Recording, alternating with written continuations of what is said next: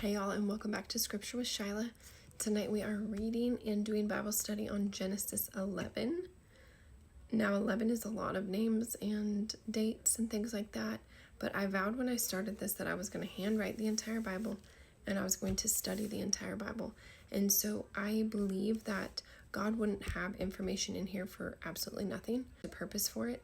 And so if I can find that within this Bible study, great. If that's something that's going to take time for the Lord to reveal to me, fine as well. But either way, I believe there's value in studying it. So let's go. Okay, Genesis 11, the Tower of Babel. Now the whole earth had one language and the same words. And as people migrated from the east, they found a plain in the land of Shinar and settled there. And they said to one another, "Come, let us make bricks and burn them thoroughly." And they had brick for stone and bitumen for mortar. Then they said, "Come, let us build ourselves a city and a tower with its top in the heavens. And let us make a name for ourselves, lest we be dispersed over the face of the whole earth." And the Lord came down to see the city and the tower which the children of man had built. And the Lord said, "Behold, they are one people, and they have all one language, and this is only the beginning of what they will do. And nothing that they propose to do will now be impossible for them. Come, let us go down and there confuse their language, so that they may not understand one another's speech." So the Lord dispersed them from there over the face of all the earth, and they left off building the city. Therefore its name was called Babel, because there the Lord confused the language of all the earth. And from there the Lord dispersed them over the face of all the earth. Shem's descendants. These are the generations of Shem. When Shem was 100 years old, he fathered Arpachshad 2 years after the flood, and Shem lived after he fathered Arpachshad 500 years and had other sons and daughters. When Arpachshad had lived 35 years, he fathered Shelah. And Arpachshad lived after he fathered Shelah 403 years and had other sons and daughters.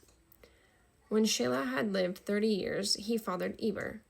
And Shelah lived after he fathered Eber 403 years and had other sons and daughters. When Eber had lived 34 years, he fathered Peleg. And Eber lived after he fathered Peleg 430 years and had other sons and daughters. When Peleg had lived 30 years, he fathered Reu. And Peleg lived after he fathered Reu 209 years and had other sons and daughters. When Reu had lived 32 years, he fathered Serug.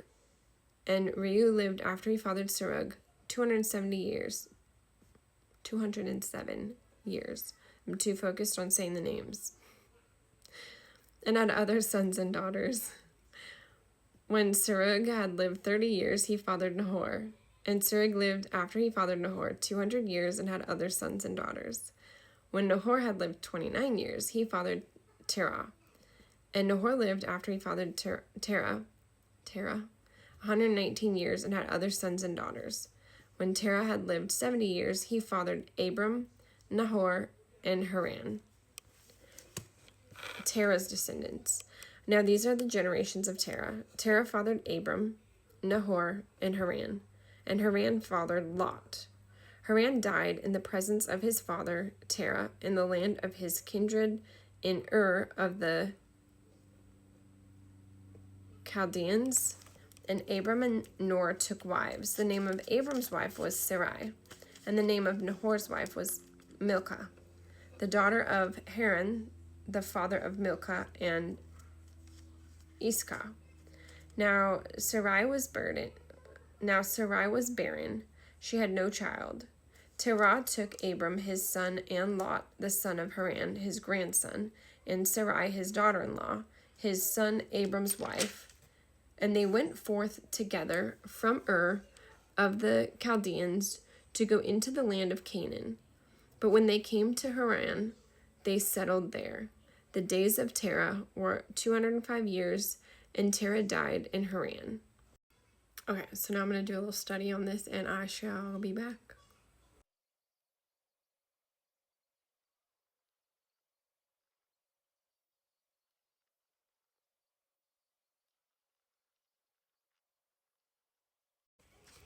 Okay, there's some good stuff on this one. Me and my husband actually had a conversation about the Tower of Babel after I wrote it out a few days back. And because I was trying to understand God's verbiage around, they've done this together, right? Nothing will stop them, right? They can do anything. And I'm like, isn't that a good thing? Right? But it was not a good thing because they were trying to do it all outside of God's help, outside of God's desires. And so they took all their resources to build this city that was like, it called it the antithesis of what God intended for things to be. They wanted to control their own destiny. And they even said in there, like, they were doing this because they didn't want to separate or be dispersed throughout the world. But God specifically said, when Noah came back onto land, he said, you know, you and your family go out and multiply and cover the whole earth, right? So the plan from the beginning was for them to go out and, you know, multiply, cover the earth, keep having babies, you know, more descendants. And that's exactly what they didn't want, right? They wanted to all stay together. They didn't want to be separated. And so what I love too is God said, come, let us go down. And so we talk about often proof that Jesus was always with God from the beginning of time, right? The beginning of Genesis, when he created the earth, he said, let us make man in our image, right? And so here it says, come, let us go down, right? And confuse their languages. So just a little reminder of the Trinity and how Jesus was very much there before he was here. Babel, it was called that, Tower of Babel, because Babel means to confuse, to mix, or to mingle. So they called it the Tower of Babel because that's where he mixed up their languages. Something else that pointed out that I noticed when I was reading, they lived this much longer and had more sons and daughters, is back when we read the names and dates and stuff from before the flood. Like, I mean, people were living to be like 900 years old, right? And I remember in our Bible study, I made that comment of, do you think that they lived longer back then? Or do you think that their days, their weeks, their months, their years, the timing of that was different than our current calendar? So 900 years to them might not be might not calculate out to 900 years for us. However, what I notice is before the flood, they were living 900 years. And now after the flood, I mean, you're talking like 300, right? After he'd lived 29 years, he had a child, right? And then after having the child, he lived another 119 years. That's still under 150 years old. When before the flood, they were living for 900 years. 207, 209. The highest one in here was Arpachshad at 500 years. The other ones are 403, 430, 209, 207, 200, 119. So it really just makes you, it just makes me think, right?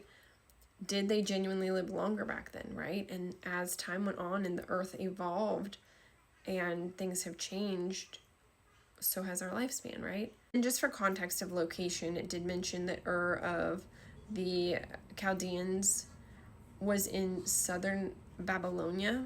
Babylonia.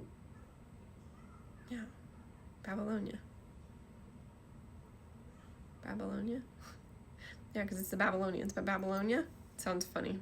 Like Bologna? I don't know. But it was in southern Babylonia, and which currently it remains in the remains of it are in Iraq. So,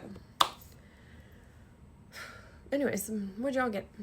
Put it in the comments. Have a blessed one.